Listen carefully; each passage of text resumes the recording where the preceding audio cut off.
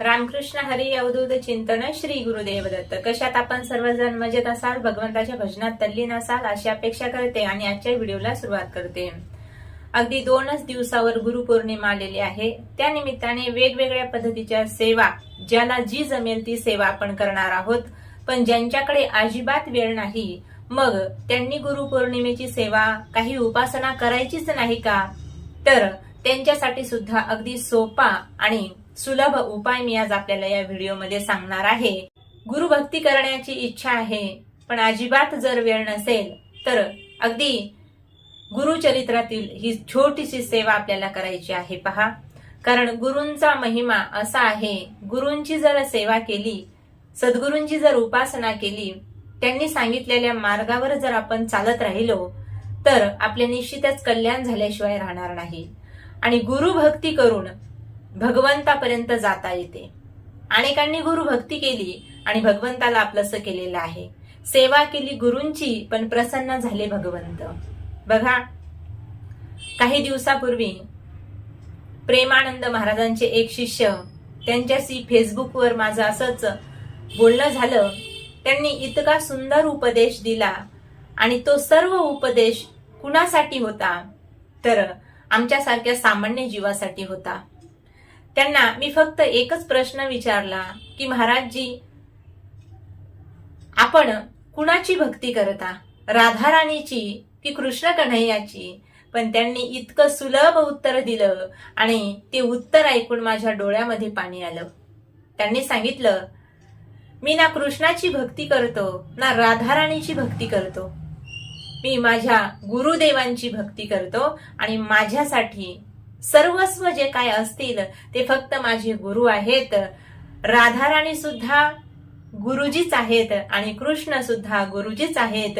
म्हणून मला वेगळ्या कृष्णाची किंवा वेगळ्या राधेची सेवा करण्याची, नामस्मरण करण्याची गरज नाही. हे उत्तर ऐकलं आणि जे अंतःकरण आहे ते अगदी भरून आलं. काय गुरुभक्ती असेल? त्यांना विचारलं, महाराजजी आपका नाम क्या है? तर त्यांनी सांगितलं, आमचं नाव म्हणजेच आमचे गुरु आहेत, आमचं कर्म म्हणजेच आमचे गुरु आहेत, आमचं स्वतःच असं दुसरं कोणतंच अस्तित्व नाही. जे काही सुरू होतं ते आमच्या गुरुपासून सुरू होतं आणि संपतं सुद्धा गुरूंच्या चरणावरती. बघा, एवढी तत्परता गुरुभक्तीमध्ये आजकाल दिसते का हो? पहा, आम्हीही गुरु करतो. गुरूंनी सांगितलं 11 माळीचा जप करा, आमच्याकडे वेळ नसतो, आम्ही एखादी माळ कधीतरी करतो. आता हे सर्वांचंच आहे असं मी म्हणणार नाही. काही जण अगदी गुरूंनी सांगितलेल्या मार्गाने चालतात आणि गुरूंनी सांगितलेल्या मार्गाने जर चाललं तर आपलं कल्याण निश्चित आहे. आमच्या तुकोबारायांना सुद्धा भगवंताने साक्षात येऊन गुरुमंत्र दिला, नाही का? बाबाजी चैतन्य नावाने भगवंत आले आणि तुकोबारायांना अनुग्रह दिलेला आहे. काय कृपा असेल, काय सामर्थ्य असेल? बघा, जोपर्यंत नामदेव महाराजांना गुरूंचा अनुग्रह झाला नव्हता तोपर्यंत खऱ्या भगवंताच्या स्वरूपाची ओळख झाली नव्हती.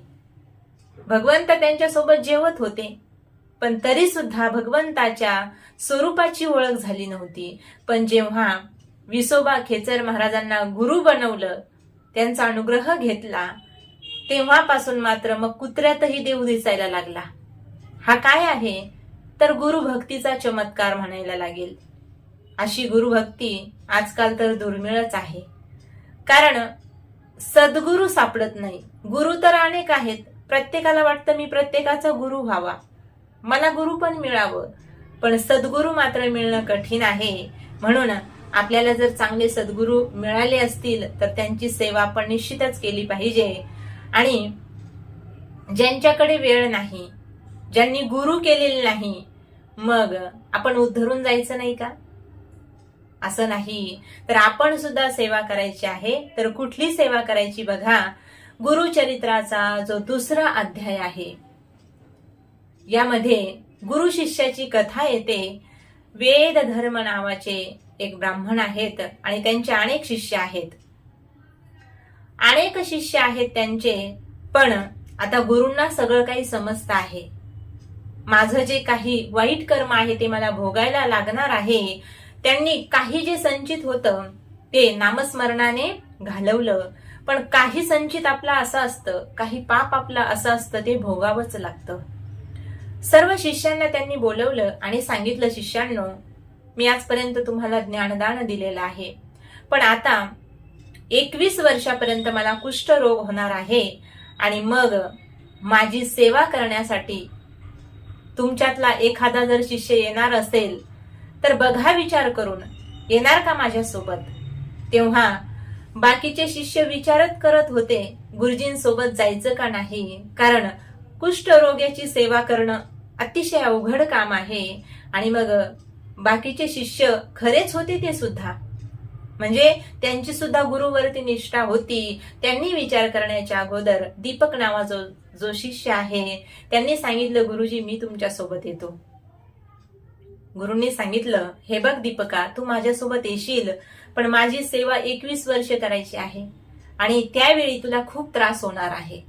मग तो त्रास जर सहन करण्याची तुझी कॅपॅसिटी असेल, नाही का, तुझी धैर्य परीक्षा घेतली जाईल तिथे, तरच तू माझ्यासोबत ये, नाही का, कारण हा जो वेळ आहे 21 वर्षाचा माझ्यासाठी सुद्धा खूप कठीण आहे आणि तू माझी सेवा करणार आहेस म्हणून तुझ्यासाठी सुद्धा कठीण आहे. त्यावेळी त्या दीपक नावाच्या शिष्याने सांगितलं, गुरुजी, तुमचा जो त्रास आहे, 21 वर्षाची जी कुष्ठरोगाची तुम्हाला लागण होणार आहे, तो रोग तुम्ही मला जरी दिला तरी सुद्धा चालेल, कारण माझी गुरुभक्ती एवढी आहे, निष्ठा माझी एवढी आहे तुमच्यावरती. तुम्हाला तो आजार होण्याच्या ऐवजी तो आजार तुम्ही मला देऊन टाका. काय गुरुभक्ती असेल, काय गुरुप्रेम असेल, विचार करा. तेव्हा गुरुंनी सांगितलं, नाही बाळा, तसं माझं जे प्राक्तन आहे ते मलाच भोगायला लागणार आहे, तर माझ्यासोबत तू येतोस हीच मोठी गोष्ट आहे. आणि मग दोघेही काशीला गेलेले आहेत. तिथे 21 वर्षापर्यंत दीपकाने अनेक प्रकारची सेवा केलेली आहे. आता गुरुजी आजारी पडलेले आहेत, कारण त्यांना शरीर सोडायचं होतं. आणि जेव्हा आपण जे मागचं प्राक्तन भोगत असतो, संचित जे पाप आहे, आपलं जे कर्म आहे ते भोगल्यानंतर माणूस त्या पापातून मुक्त होत असतो. त्यांना सुद्धा याच देहामध्ये सर्व पाप त्यांचं घालवायचं होतं आणि त्यासाठी हे सगळं काही होतं. कथाभाग आपल्याला माहित आहे. आणि खूप त्रास त्यावेळी सहन केलेला आहे त्या शिष्याने आपल्या गुरुसाठी, कारण गुरूंना त्रास झाला की ते शिष्यालाच बोलत होते, नाही का. दीपकाने खूप कष्ट सहन केले. कधी कधी गुरुजी खूप त्याच्यावरती रागवायचे. भिक्षा आणली तर कधी कधी आपल्या गुरुला भिक्षा म्हणजे जेवण देत होता तो दीपक, पण कधी कधी अशी वेळ यायची त्याला स्वतःलाच काही मिळायचं नाही. भिक्षा दोघांसाठी आणलेली असायची, पण कधी कधी याला उपाशी राहावं लागायचं. पण ही आपल्या गुरुची इच्छा आहे, ही माझ्या गुरुची सेवा आहे आणि ही माझी परीक्षा आहे, असं म्हणून त्याने सर्व सहन केलं. आणि हे पाहून काही त्रास सहन करतोय हा शिष्य आपल्या गुरुजींसाठी, भगवंताला दया आली. भगवान शंकर आले आणि सांगितलं, दीपका, अरे किती सेवा करशील गुरूंची, काय हवंय तुला सांग. त्यावेळी दीपकाने सांगितलं, देवा, तुम्ही आलात पण मी तुम्हाला बोलवलं नाही आणि गुरुजींची जर आज्ञा नसेल तर मी तुम्हाला काहीच मागणार नाही. नंतर भगवान विष्णू आले. भगवान विष्णूंनी सुद्धा विचारलं, अरे दीपका, किती मोठी तुझी गुरुभक्ती आहे आणि तुझी गुरुभक्ती पाहून मी सुद्धा तुझ्यावर प्रसन्न झालोय, काय हवंय ते माग. तेव्हा दीपकाने आपल्या गुरुजींना जाऊन विचारलं, भगवंत प्रसन्न झालेत, काय मागू, नाही का. आता गुरुजी काय सांगणार. त्यांनी सांगितलं, बाळा, तुला जे हवंय तू ते मागू शकतोस. पण दीपकाने काय मागितलं, देवा, मला काहीच नको, फक्त माझ्या गुरुवरची निष्ठा ढळू नये, माझी गुरुभक्ती जी चालू आहे ती आणखी दृढ व्हावी, एवढाच आशीर्वाद मला द्या. काय मागणं मागितलं बघा. जे काही मागितलं ते गुरूंच्या सेवेसाठी.